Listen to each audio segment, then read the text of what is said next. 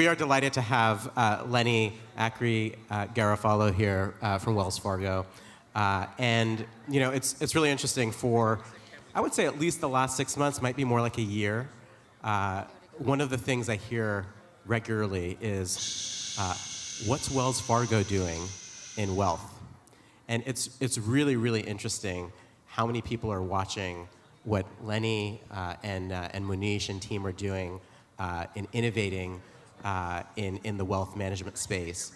And so what Lenny graciously offered to do tonight was to come here and tell us all of his secrets, which he cleared with compliance in advance. So we're super excited about that. But just before we dive into all that, Lenny, could you just tell us a little bit about yourself, your background, like how you got into this space to start with? Sure. So I joined Wells Fargo May of last year. I'd say before that, 12 years growing up at JPMorgan Chase. Most recent role at Chase before coming here was I was running the advisor and service platform integration as well as wealth planning and advice technology, all for US-based wealth management. Joined Wells Fargo, see, it's still a year, so I mixed the two up a little bit. Joined Wells Fargo as the head of advisor platforms and advisor enablement within wealth and investment management technology, still all US-based wealth management. And primarily that ranges from client relationship management to portfolio reporting to supervision to things like compensation, fees, householding, teaming, and succession.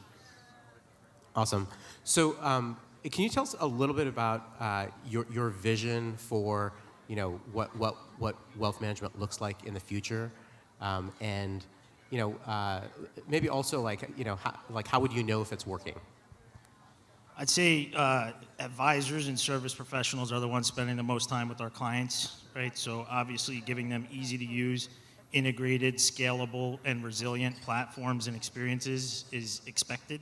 It's not something that we really have an option to do. As they use our software and our products and services, right, during key life events, marriage, death, buying a home, having a kid, estate planning, you name it, it's important that the software is intuitive and efficient. And if it's not, you're not going to have the adoption, you're not going to have a great client experience, you're certainly not going to have a great advisor experience. And everyone knows these days keeping your advisors is important, especially with the way the market's headed and the future of independence. And could you drill down on that a little bit? Like just when you get into like the challenges right now, and some of the key things that you're seeing that are major pitfalls.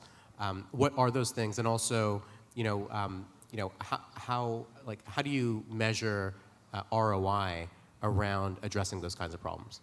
Sure. I think part of the software delivery also comes with taking that capability and coupling it with human behavior.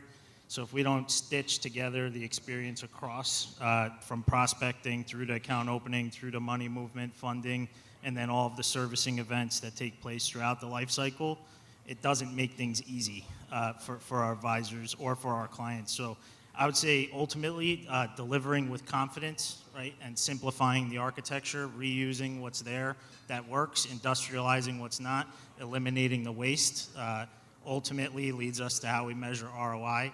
I could tell you that the way that we implement our changes, we look at everything across the branches, markets, regions, divisions.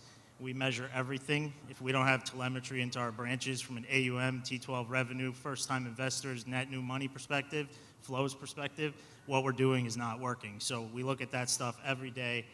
We have software in place that gives us that immediate telemetry. It's not month-old or 3-month-old data. It is last business day for as many fields as possible, and it's how we manage and measure our business. If you can't measure it, you can't grow it, and you certainly can't manage it. Yeah. And so your new platform, let's talk about some of the implementation and the tech strategy around it. So is the new platform, does it run in a web browser? Is it desktop? Is it a combo? And how did you come to those decisions? So it's definitely a combination, right? When we think of some of the legacy software that'll probably be in place for many years, desktop's obviously a prominent piece of our strategy and experience, but everything we're building that's greenfield or editing of existing software is with the thought process of it must be compatible mobile, desktop, and container. We have obvious scenarios where things need to be available from a resiliency perspective outside the container.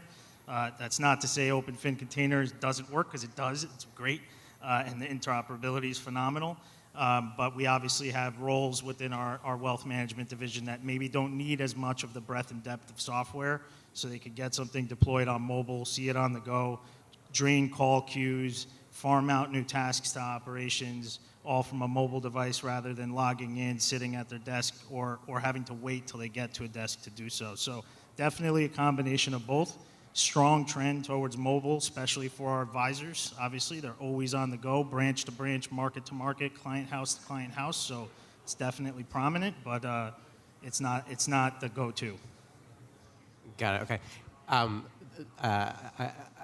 We're definitely hearing similar strategies from others. The having to be wherever your end users are, mobile, desktop, web, browser. I think now might be a good time for you to tell us what your favorite show is.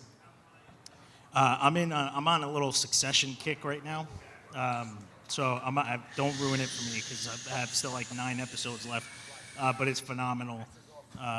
That's what's been lately. Yeah, I'm with you on that. Well, you have to share yours now. well, you stole my. But I'm a former Laker fan because I grew up in Southern California.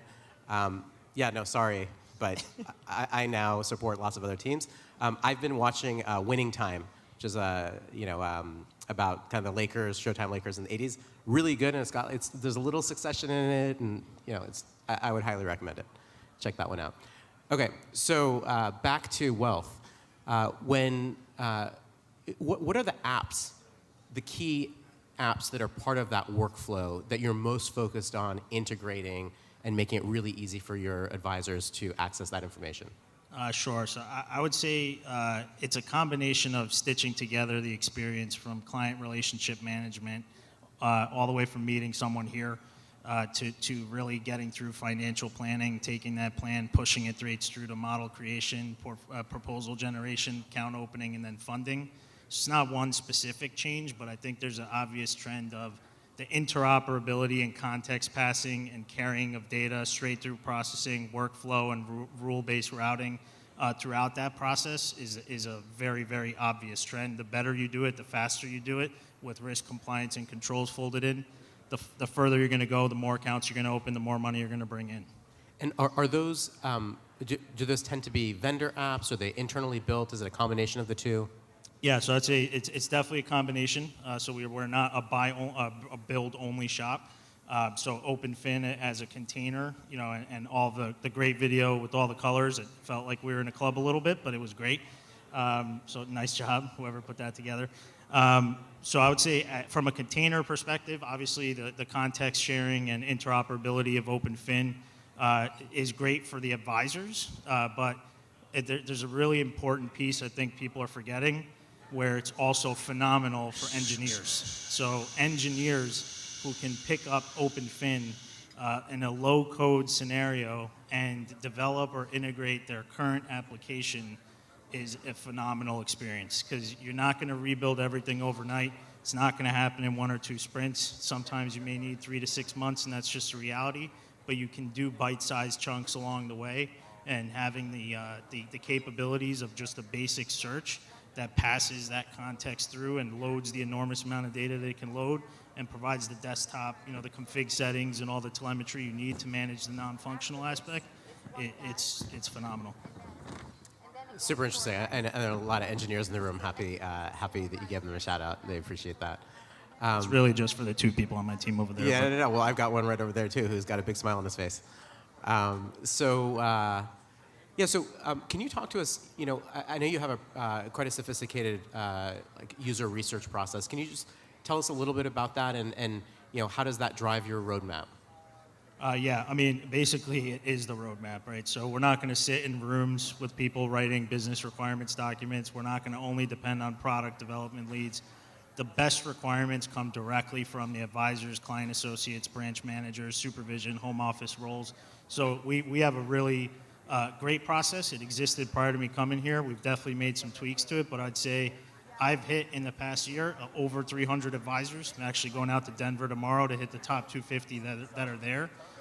Getting to the advisor, sitting with them, showing them prototypes, iterating, making changes, whether it's live on a mock-up or 2 weeks later in a sprint that drops into dev, it is the future. Because we don't just want to build and deploy trash and hope people will come. But at the same time, we do innovate and we do spend time focusing on client and advisor experience wins that may not make it to production, but at least they spur that thought along the way, and it brings us the value. And for these folks that are part of your user focus groups, how has work from home and like working remotely changed their day to day, and how are you changing what you're doing as a result? I would say I'm looking at code commits whether you're in an office or not. So I really don't care. I care about productivity, efficiency. Is the sprint moving? What's the backlog health? What's the execution confidence? How does your product lead feel about it? How's the CEO of the business feel about it? And if those things aren't a positive trend, you're not doing your job right. So I think we do have, obviously, more interaction with in-person stuff like this and camaraderie of new joiners and all that. And that's all really, really important. I'm not discounting it. But I am saying the future is a hybrid workforce. The reality is you don't need an engineer in an office all the time. As long as they're committing code, they're focusing on automating the testing, they're focusing on making sure it's performant and resilient, they can stay home. And how about the advisors? Are they also do they have that same flex? Advisors have been in the office for a long time. So I would say there's certainly not the flex that you have in a tech or ops role. You got to be in front of the client. I know branch foot traffic's obviously not the same now, and it'll still take a while, but the reality is advisors' jobs are to sit with clients, make them comfortable in any way, shape, or form. And if you're a client that loves Zoom, that's great for you, but a lot of clients want that face-to-face interaction, depending on demographics. And the elephant in the room that we're not talking about is Gen X. The volume of assets that's going to accrue by 2030 beats baby boomers and millennials combined. So it's definitely an area of focus. There's also the obvious trend of the future of the independent advisor, which is massive. Because if you've just got $5-10 million by 2030, you're not going to care if your advisor leaves from LPL, comes here, or vice versa. Hopefully it's the first one. But you're not going to care about that. You're going to care, are your assets being managed properly? Do they care about you and your family's goals? Do they care about what you're trying to accomplish in life? And are they giving you the right advice? And do they have a great track record? I don't know if you're a basketball fan, but do you have a favorite basketball team you want to tell us about? Knicks. Yeah. I'm sorry about that. Yeah. I learned a long time ago to always support the home teams. I'm a big Knicks fan and a big Nets fan. It makes you feel better. I'm also a New York Giants fan. There we go. All right. Okay, and then last question. Can you talk to us about the recruiting environment for engineers and product people? And I do want to say, I don't know if everybody knows this, but LinkedIn publishes the best companies to work for. Number 1 on the list is Amazon. Number 2 is Alphabet. Number 3 is Wells Fargo. What was number 4? JP Morgan, right? But I thought that was pretty impressive that you guys ranked number 3 in that. And are there things that you guys are doing specifically, to help with that recruitment? And what does that environment look like today? So I would just sum it up as if you believe in someone's mission, you follow people throughout your career, and you genuinely want to be part of the change and are passionate about it, there's roles. And we find people, regardless of whether people blame the war for talent for not finding engineers. I think that's all true, but to a degree, right? So you all know people know people, the degrees of second, third, fourth degree of who knows who. And the reality is, find good people based on wanting them to be part of your mission. And if they don't want to be part of your mission, they shouldn't work for you or work for your organization. So my view is we will get the people we need, and we have been. I've added a lot since joining here. But we're certainly not going to take an approach of rush and hire 50 people just because they're available. We vet everyone. There's a very rigorous process, and we want you to be part of. If you want to be part of the mission and you're passionate and you're about growing a wealth management business, we want you. Fantastic. Lenny, this was terrific. Are you going to stick around for a little bit after we're all done? Yes. Yeah. Okay, excellent. Thank you so much, Lenny. Really enjoyed speaking with you. Thanks for having me.